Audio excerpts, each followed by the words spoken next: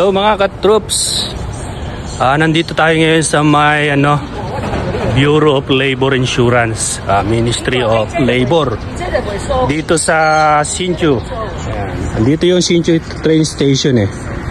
Pwede mo nga lakarin papunta rito sa may ayan. Makikita nyo mga ka-troops. Ito lang oh. Ayan. Bago kayo umuwi ng Pilipinas mga ka-troops, ay kailangan yung dumaan dito mga ka-troops para ang tawag dito magpa-compute ng makukuha nyo pag kayo ay nag 65 years old na mga ka-troops. Kaya bago kayo umuwi ng Pilipinas, daan kayo dito, ipa-compute natin kung magkano yung makukuha natin pag Bureau Labor Insurance Ministry. Yan. Yung address, ililink lang natin dyan sa baba, sa description. Yan. I-check nyo na lang dito sa Hsinchu, Taiwan. No? Kung kayo ay nasa Hsinchu, lapit dito, ay punta na kayo dito mga ka-troops sa Labor Insurance. Tara, pasok tayo.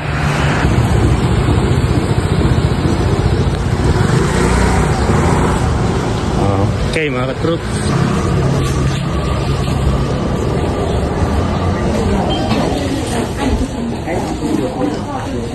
Kuha lang kayo ng number. Okay. Just waiting.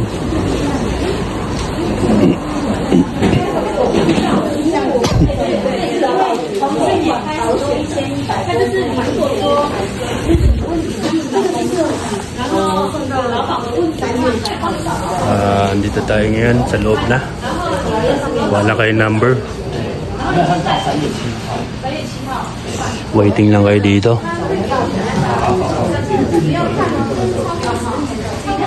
Complete na tayo.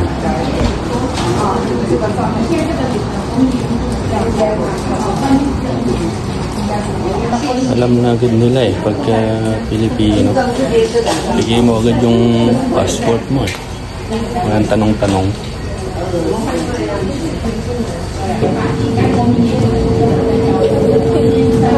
Please say your English for me and your cell phone number in Taiwan.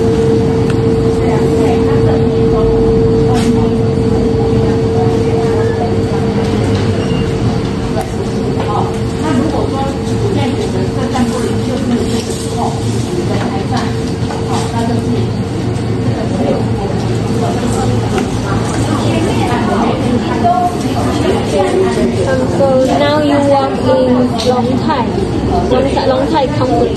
So only one company? Yes, only one. Okay. So your insurance almost 8 years and 4 months. Yes. No other? No.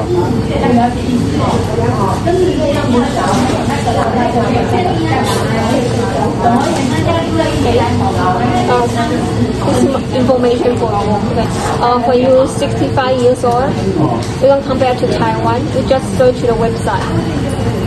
And then download the entire application form and copy your ANC front and back and your passport, old and new passport, and also copy your bank information. Copy your ANC, passport, and bank book, and then send email to Taiwan this address.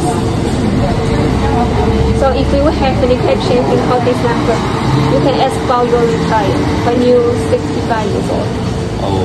Okay, so Thank you. Yun mga ka-troops, tapos na tayo dito sa may labor insurance. Kita nyo naman kanina, di ba? Bigyan nyo lang yung passport nyo, yung mga lumang passport nyo, tapos ERC. Wala nang tanong-tanong yun, alam na nila.